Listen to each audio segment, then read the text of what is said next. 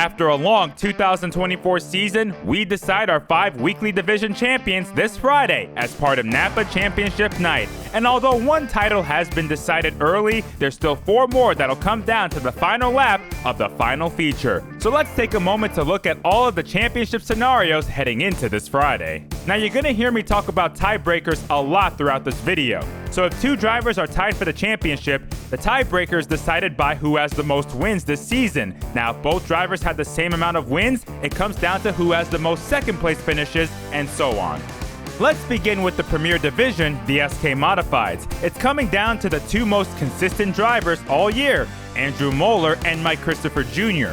Moeller has had the point lead for the bulk of 2024, and he has a 32-point advantage over Christopher heading into NAPA Championship Night. Moeller does not have the advantage of the tiebreaker though, because Christopher has more wins this season, so Moeller has to finish 16th or better, or at least finish within 15 positions behind Christopher. On the other hand, Christopher has to finish at least 16 positions ahead of Moeller to earn the championship.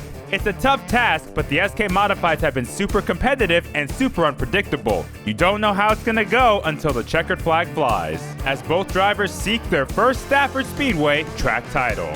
The gap in the late model championship is just like the SK's, with Kevin Gambacorta holding a 32-point lead over Paul Verrecchio Jr., as Gambacorta looks for back-to-back late model titles. But the situation is a little bit different because of the tiebreaker. Let's say Verrecchio does not win the feature on Friday. Gambacorta has to finish within 16 positions behind Verrecchio to win the title. But if Verrecchio wins the feature, Verrecchio will have the tiebreaker, so Gambacorta has to finish 16th or better if Verrecchio wins the race to clinch the title.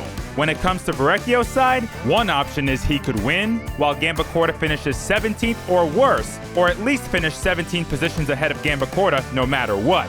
Gambacorta is looking for his 5th track title at Stafford to join an exclusive list, but Paul Verrecchio Jr. in his breakout year is looking for championship number 1. The SK Light Modified Championship was decided last Friday in dramatic fashion. In a photo finish, Tyler Chapman won the race to claim the title, his first Stafford Track Championship. He also tied a couple records last weekend. He has 22 SK Light Modified wins in his career, tying Chris Matthews for the most all-time in the division. Chapman also has 10 wins this season. That ties a single-season division record with Tommy Barrett Jr. But the battle for second in points is tight, as Alexander Pearl is just 4 points ahead of Chris Matthews. There's still a lot of spots within the top 10 in points that'll come down to the final lap.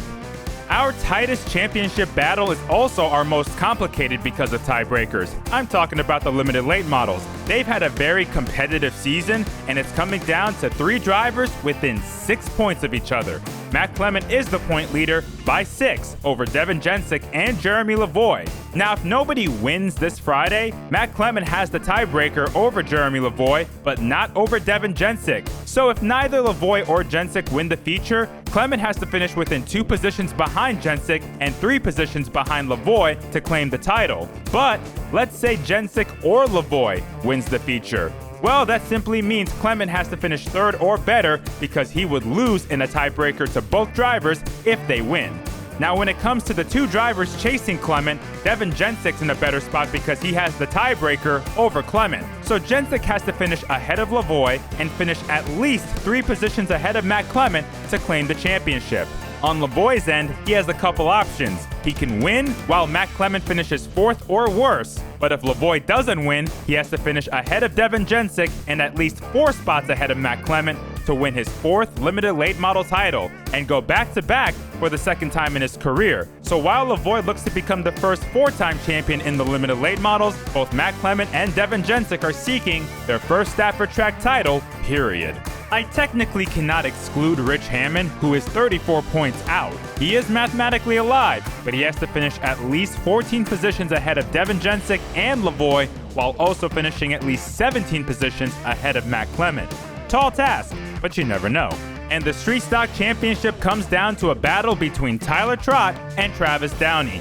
Trott comes into the finale with a 20-point lead over Downey, but Downey does have the tiebreaker if needed, so Trott has to finish 10th or better or within 9 spots behind Downey to claim the championship. On Downey's side, he's got to be at least 10 spots ahead of Trott at the checkered flag to win the championship.